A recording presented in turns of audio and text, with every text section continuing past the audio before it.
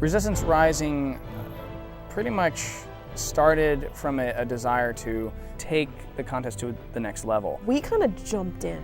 It's now or never kind of situation, and we decided to do it. They saw a larger vision from what the contest was doing. There was something more that could be told with this framework.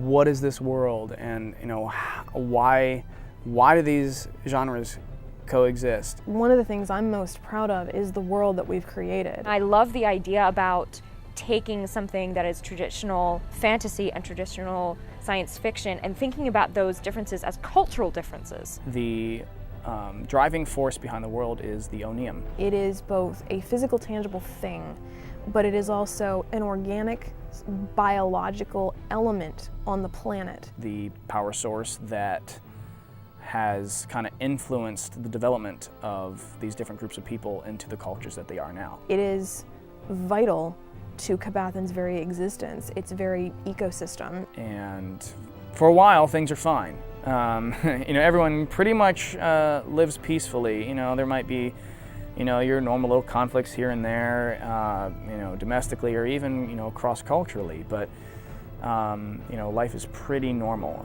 And then the onium disappears. The people of Cabathan suddenly realize just how important this object is. Everybody's accusing everybody else, and some of the more nefarious tribes are sort of trying to take advantage of the chaos. With the Phanasarians being the last ones to hold the onium, they're going to think, everyone else is going to think, well, you took it. We could have written the story about them trying to track it down and, go off on a quest to try to find it, and we didn't do that. That's not what the story's about. The thing is gone, and we have to figure out what to do in its wake. That's where we pick up. That's where the story begins. We have our battle with the mercenaries versus the Phanasarians, and that's what also introduces one of our main characters, Ledrin.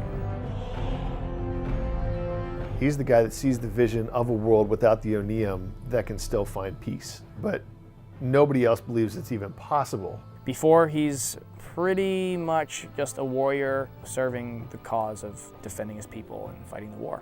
All of a sudden, he's trying to organize this new resistance movement, knowing full well that banding people together is not going to just stop the wars. They're going to have to keep fighting.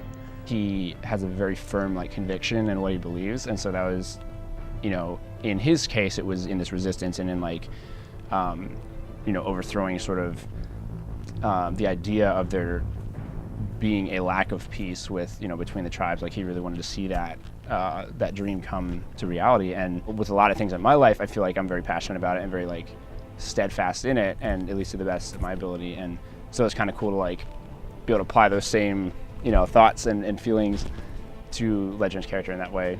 He's kind of reborn in a sense. You don't normally see a character like this who is this young, at least not in a fantasy genre usually. Gandalf or Dumbledore or Aragorn, those are the kind of archetypes that you see in Ledrin's character. It doesn't really lash out, although there are certain moments when we sort of push his buttons, or when he's very passionate about something, that you see it in the series, him to kind of a fire to kind of come out. In spite of a lot of these things that would normally push people away, they still stay with him. And it starts with the one person that comes to his camp, Riemann, a young mech pilot serving in I-Corps. He follows all the rules.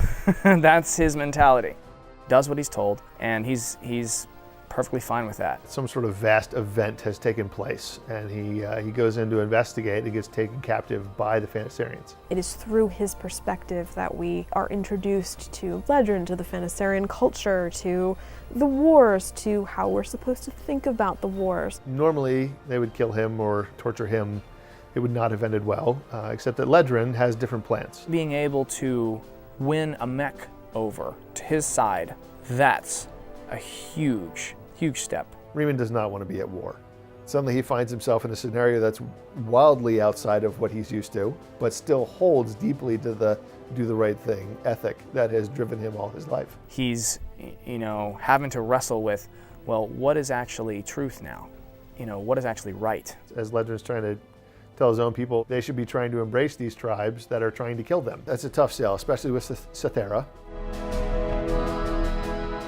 She starts off as just very angry. She just has a lot of stuff going on, so she's very guarded, which makes her seem strong because she just like puts up a front. She strives to present herself in a certain way in front of others, even though that's not truly who she is. Ostensibly, when you meet her, you expect her to be a person who lives in the woods and communes with nature and is, very zen, but she isn't. Sathera is vulnerable. She is harsh. She is bitter. We see that a lot, in different incarnations in science fiction and fantasy, but not usually from a culture like the elves. Sathera has by far the most in-depth character arc. Her parents actually play a really significant role, but also because of what happened to them, they affect a lot of who she is, and her past just has a very big impact on her.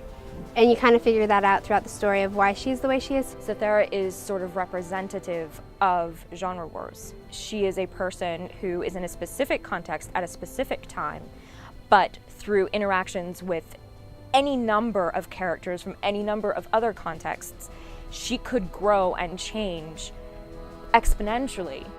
Even when the contest was going on about trying to see if we could do something with it as a sister series, or trying to expand on the ideas, we always came back to those three characters. And the story as it exists now is still primarily based on those three characters. We're not just going to have this military group fighting this military group, even though that is a big part of the series. And then we're also working a lot of genres into each other. And then let's see where it can go. I think that there's so much potential for this. I enjoy every minute of working on the project. It's a world that I know I have loved being a part of. It's exactly the kind of thing that I love. It's unique, it's engaging. And that's pretty awesome.